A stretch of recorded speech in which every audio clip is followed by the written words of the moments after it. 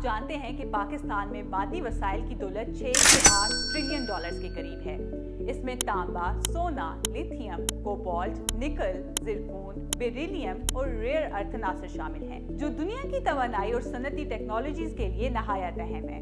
आलमी ताकतें जैसे अमेरिका, चाइना, जापान और सऊदी अरब भी पाकिस्तान के मादी वसाइल में दिलचस्पी रखती हैं। आइए जानते हैं कि ये मादी वसाइल पाकिस्तान के लिए अब तक फायदेमंद साबित क्यों ना हो सके, क्योंकि ज्यादातर वसाइल गैर प्रोसेस शुदा शक्ल में बरामद होते हैं। पाकिस्तान के मादनी शोबे का मौजूदा हिस्सा जीडीपी में सिर्फ 3.2% है। हालांकि ये शोबा मुल्क की मईशत बदलने की सलाहियत रखता है।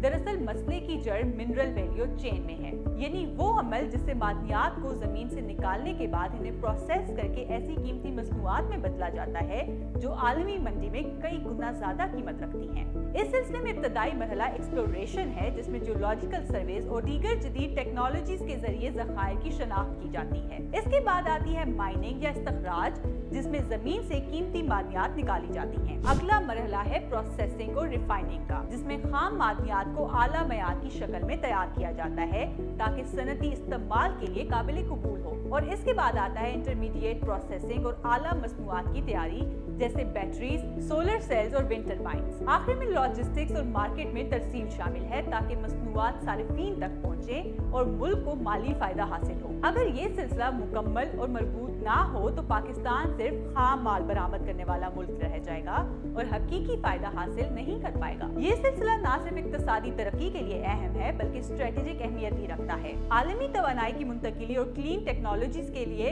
क्रिटिकल मिनरल्स की तलब बढ़ रही है। सोचें कि अगर पाकिस्तान इस कदर की मुंतकिली के हर मरहले में शामिल हो जाए तो न सिर्फ रोजगार पैदा होंगे बल्कि आलमी मंडी में एक मजबूत मकाम भी हासिल होगा। ताहम इस रास्ते में चैलेंजेस भी कम नहीं। बलोचिस्तान और खैबर पख्तूनख्वा में सियासी अदम इस्तेहकाम, अस्करियत पसंदी, कमजोर इदारे, गैर वाज़िया कवानीन और बुनियादी इंफ्रास्ट्रक्चर की कमी अहम रुकावटें हैं। इसके बावजूद अगर मकामी कम्युनिटीज को मंसूबों में शामिल किया जाए, कानूनी इस्लाहात नाफिज की जाएं और फवायद मुनसिफाना तौर पर मुकामी सतह पर तकसीम किए जाएं, तो पाकिस्तान की मादनी दौलत हकीकी मानों में अवाम की खुशहाली का जरिया बन सकती है। पाकिस्तान के रिकोदेक जैसे मंसूबे, जिनमें दुनिया के सबसे बड़े तांबे और सोने के ज़खायर शामिल हैं, इस बात की मिसाल है कि सही मंसूबा बंदी और बैनुल अक़वामी सरमायाकारी के जरिए मुल्क की मादनी दौलत को माशी ताकत में बदला जा सकता है। मौजूदा हुकूमती इक़दामात जैसे नेशनल मिनरल्स हार्मोनाइजेशन फ्रेमवर्क, सरमायाकारी की तरगीब और हाई टेक स्पेक्ट्रा सैटेलाइट के जरिए मादनी ज़खायर की शनाख्त पाकिस्तान के लिए एक नया मौका फराहम करते हैं।